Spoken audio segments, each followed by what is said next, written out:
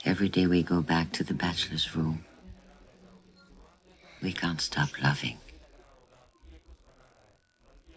Hello guys, कैसे हो आप सब। Welcome to film explain in Hindi.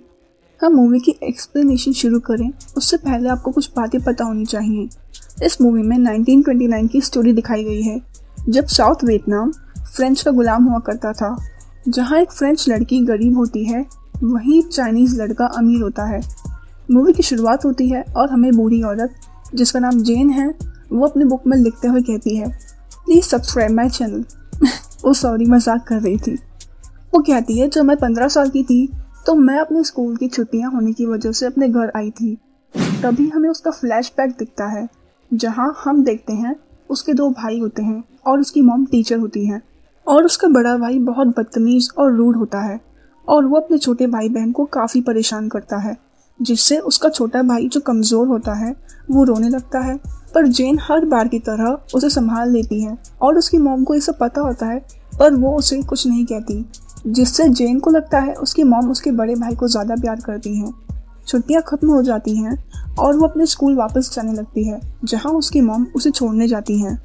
जब वो एक नाव में बैठ के वहाँ से जा रही होती है, तब उस नाव में एक अमीर चाइनीज़ लड़का भी होता है जिसका नाम टोनी है, जो अपनी कार में बैठ के उसे देख रहा होता है। फिर वो उसके पास जाता है और उसे स्मोक ऑफर करता है, पर वो मना कर देती है।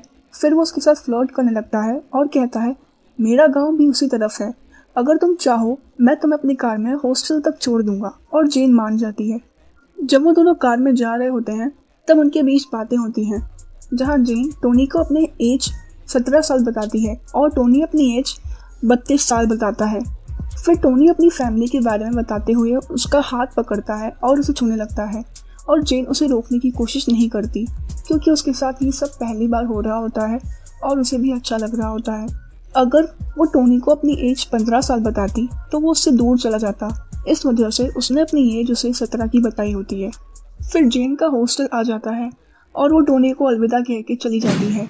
हॉस्टल में अपने दोस्त से टोनी के बारे में बात करती है और उसे सारी चीज़ें बताती है।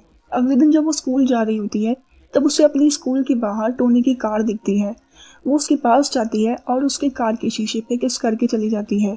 दरअसल टोनी अब उससे प्यार करने लगा था, तो वो उसको देखने आया था, और जेन उसके कार के शीशे पे किस करके ये जताती है कि वो भी उसे पसंद करती है। जब स्कूल खत्म होती है तो वो अपने हॉस्टल जा रही होती है, तो वो टोनी को ढूंढती है, पर टोनी वहाँ नहीं होता। रात को हम उसे टोनी को याद करते हुए देखते हैं। अगले दिन उसके स्कूल की छुट्टी होती है, तो वो अपनी फ्रेंड के साथ डांस कर रही होती है। तभी वो देखती है टोनी उसके हॉस्टल के बाहर कार लेके खड़ा होता है और उसके पास जाती है और उसके साथ कार में बैठ के चली जाती है। टोनी उसे एक रूम पे ले जाता है और उसे कहता है ये रूम बैचलर रूम है, पर जेन जान जाती है कि ये रूम चाइनीज़ लड़कों के मज़े के लिए होता है। पर टोनी उनकी एज में काफ़ी फ़र्क होने की वजह से गिल्टी फील करता है और उसे वापस जाने की बात करता है, पर जेन कहती है मैं इस चीज़ के लिए रेडी हूँ। जिसे सुन टोनी जेन के कपड़े उतारने लगता है और वो दोनों इंटीमेट होते हैं। फिर वो दोनों बात करते हैं, जहाँ जेन उसे बताती है कि उसके डैड के मरने के बाद उनकी फैमिली में पैसों की बहुत कमी रहती है और वो राइटर बन के काफ़ी पैसे कमा के उसकी फैमिली की सारी प्रॉब्लम सॉल्व करेगी। जिसे सुन टोनी को लगता है वो यहाँ पैसों के लिए आई है, पर जेन मना कर देती है, और उसकी बातों से हमें लगता है वो पैसों के लिए ही यहाँ आई है। आगे वो पूरा दिन उसी रूम में रहती है और वो दोनों काफ़ी बार इंटीमेट होते हैं। फिर रात को वो दोनों एक होटल डिनर के लिए जाते हैं, जहाँ टोनी उसे कहता है मैं एक चाइनीज़ हूँ, मेरी शादी एक चाइनीज़ लड़की से ही होगी, हमारी शादी नहीं हो सकती। और जेन कहती है मैं भी तुमसे शादी करना नहीं चाहती। आगे हम जेन को रोता हुआ देखते हैं। दरअसल जेन को टोनी से प्यार हो गया है और टोनी ने शादी के लिए मना किया होता है, जिससे वो दुखी हो जाती है। आगे हम देखते हैं वो दोनों रोज़ वहाँ उस रूम पे मिलते हैं और साथ में इंटीमेट होते हैं। फिर एक दिन जेन अपने घर जाती है, जहाँ उसकी मॉम उसे कार में आते देख चौंक जाती हैं। जब वो घर पे होती है तो उसकी मॉम उसे कहती है तुम्हारी हॉस्टल से हमें खत आया था, तुम 3 दिन वहाँ नहीं गई, और उस पर शक करने लगती है। तब जेन बताती है मेरा एक दोस्त है, वो बहुत अमीर है। आगे वो अपनी फैमिली को टोनी से मिलने एक होटल पे ले जाती है और वहाँ वो अपनी फैमिली के बारे में बात करता है, जहाँ सब उसकी बात को इग्नोर करके खाने पे ध्यान देते हैं, क्योंकि वो सब बस यहाँ टोनी के पैसों के लिए आए होते हैं। वो टोनी का इस्तेमाल कर अपनी फैमिली के पैसों की प्रॉब्लम को सॉल्व कर सके, और टोनी को भी आइडिया लग जाता है उनकी इरादों का। आगे हम उनको साथ में इंटीमेट होते देखते हैं। फिर जेन टोनी से कहती है मेरी मॉम को पैसे की ज़रूरत है, और टोनी उसे पैसे दे देता है। क्योंकि जेन को पैसों की ज़रूरत होती है और टोनी को जेन की। अगले दिन उसकी मॉम जेन से मिलने हॉस्टल आती है, जहाँ वो उससे पैसे लेके चली जाती है। आगे हम देखते हैं हॉस्टल की सारी लड़कियां जेन से दूर रहती हैं, क्योंकि हॉस्टल में अब सबको पता चल चुका होता है।